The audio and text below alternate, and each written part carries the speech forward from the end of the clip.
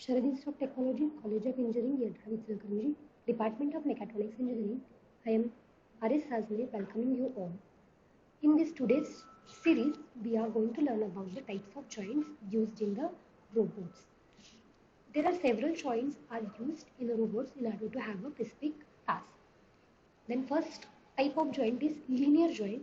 You can see from these figures that linear joint, or we can call it as type L joint. Due to these two lengths, there is relative motion between the input length and the output length is translational or sliding motion, with the axis of two links being parallel. Here the axis of two links will be parallel, so it's called as linear joint. If you are having or using a robot for the particular task in which linear motion should be there, for any gripper or any linear joint can be utilized. Second one is the rotational joint, or we call it as a type R joint.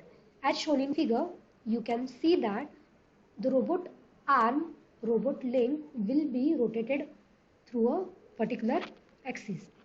Rotational relative motion with axis of rotation perpendicular to the axis of input and output links can be utilized using rotational joint. Here input link and output link has the relation of rotation. Input link is fixed while the output link will be rotated with respect to the input link. Next one is the revolving joint. You can see from this figure that input link is revolved about the revolving joint utilizes axis of input length is parallel to the axis of rotation of the joint. However, axis of output length is perpendicular to the axis of rotation. This revolving joint is also called as type V joint. You can see from these figures how revolving joint can be utilized in a robot. Next one is the twisting joint. In twisting joint, we can say it as a type T joint. This joint is particularly helpful in gripper designing or end effector designing of the robots. Here you can see that it involves rotary motion between the axis, but axis of rotation is parallel to the axis of two links. Here the twisting moment is parallel to the axis of these two joints. Next one is the cylindrical and revolute joint. You can see from this figure that this cylinder will have a translator or linear motion around this column, while also this cylinder has a rotational motion, revolving motion about this particular axis. So it is called as cylindrical and revolute joint. Last one is the spherical joint. You can see here that with the help of ball and screw assembly, you can have a rotation in sphere through this joint. Specifically, these types of joints are utilized at the end effectors. Next point is the wrist moment. To establish orientation of an object, we can define 3 degrees of freedom for the robot's wrist. The following is the one possible configuration of this 3 degrees of freedom wrist assembly. Here, first moment is roll. You can see here in this diagram. This degree of freedom can be accomplished by a T joint to rotate the object about the arm axis. Next motion is the pitch motion.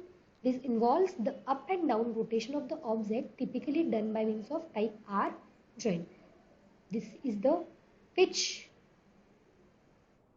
This total arm or end effector can be pitched about this axis using type R joint. Then next one is the yaw. Here this involves right to left rotation of the object, also accomplished typically using R-type joint. This one is the roll. So object can be rolled over this axis. This one is the pitch motion and this one is the yaw motion. These motions will give a robot orientation with respect to your object. You can grip the object and place it in any application. So wrist moment is a typical configuration of 3 degrees of freedom wrist assembly showing row, pitch and ratio. Next, we will see about the configurations. There are several configurations used in the industrial robots. First one is the Cartesian configuration, cylindrical configuration, polar configuration, joint arc configuration and SCARA configuration. We will learn about the Cartesian configuration. Cartesian configuration, as shown in figure, the robots with a certain Cartesian configuration consist of links connected by the linear joints. Thus, resulting configuration is LLL. Here, the three joints corresponds to the rotation for moving the wrist up and down, in and out, and back and forth. Thus, work envelope, work volume generated by the robot is a rectangular box. The example of Cartesian robots is the gantry robot, and they are commonly used for pick and place work for heavy loads, assembly operations, handling machine tools and arc welding operation. You can see in this figure the configuration as a Cartesian. Here, three linear joints are utilized and the work envelope of this robot will be a rectangular shape. This is particularly utilized for the pick and place activity. Next configuration is the cylindrical configuration. Changing the first prismatic joint of the Cartesian coordinate robot by revolute joint to have a TLL configuration, we bat the cylindrical configuration robot. The space in which the robot operates is a cylindrical in shape, hence the name cylindrical configuration. As shown in figure, the first axis twist the robot wrist about the vertical base axis.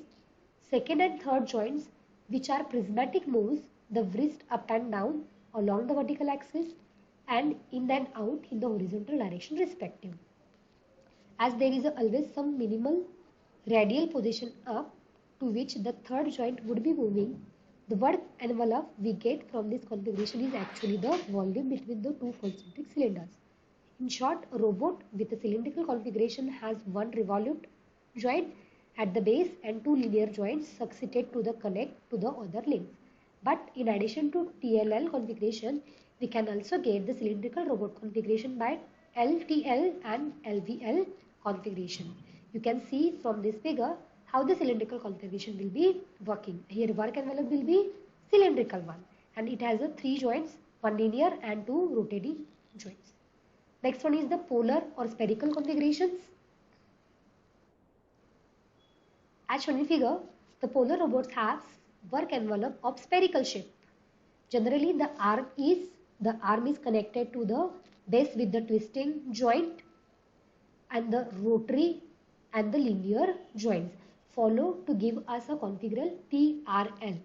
Here, the first joint swings the arm back and forth about the vertical axis and the second revolute joint moves arm up and down about the horizontal shoulder as shown in figure. The robots with designation TRL are also called spherical robots. Those with the designation TRR are called articulated robots. An articulated robot more closely resembles the human.